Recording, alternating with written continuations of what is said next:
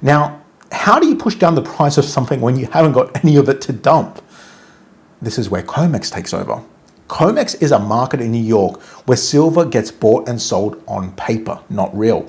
And it's the single most influential building in the silver world. Its biggest members, the firms who actually do the trading, are the big banks. JP Morgan, Goldman Sachs, Morgan Stanley, and BNP Succubus. I think that's right, yeah? Anyway, now they have a problem. They need to keep the price of silver low, but they don't have silver left to dump. So they created the paper market.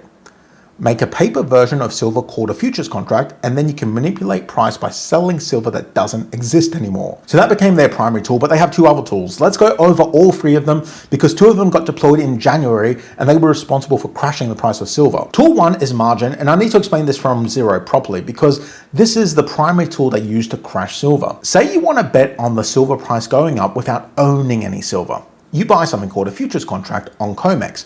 It's a promise to buy 5,000 ounces of silver on a date in the future. Now, you don't pay for the silver. You put down a deposit and Comex decides how big that deposit has to be. That is known as the margin requirement.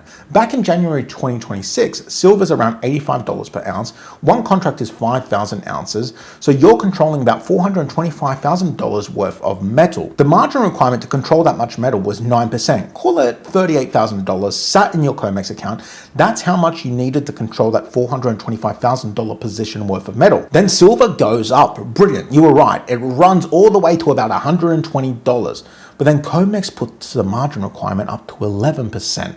So that same bet now needs about $66,000 in the account to keep it open. The maths on this is simple. 5,000 ounces at $120 is $600,000. 11% of that is $66,000. But the thing is, if you want to keep that position open because you think silver is going higher, you now have to come up with this extra money. $28,000 extra to be exact. Otherwise, they close out your trade. Now, a lot of people didn't have that extra money, so those trades were just closed out. And the close is essentially a sell, which pushes price down, so silver crashes to $70. And then once again, they've raised the margin requirement to 18% now, which is about $63,000 that you need in your account to control that position. Because at $70 per ounce, the total position size is $350,000 for 5,000 ounces. 18% of $350,000 is $63,000. So back in January, when you opened the position, silver was $85 an ounce and required $38,000 to control one contract.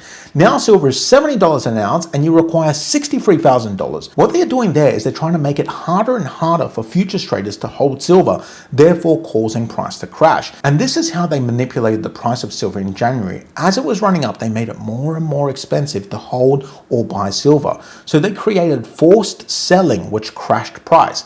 Basically, this tool gives Comex the ability to pump the brakes on any silver rally. Actually, not only pump the brakes, magically pop up a brick wall in front of the car to really stop the rally. By the way, I put together a free retirement guide, how to retire before 2036, 6 steps, everything I'd do if I was starting again at 40 with nothing. No hype, no nonsense. It's free to grab. There's a link below. Check it out.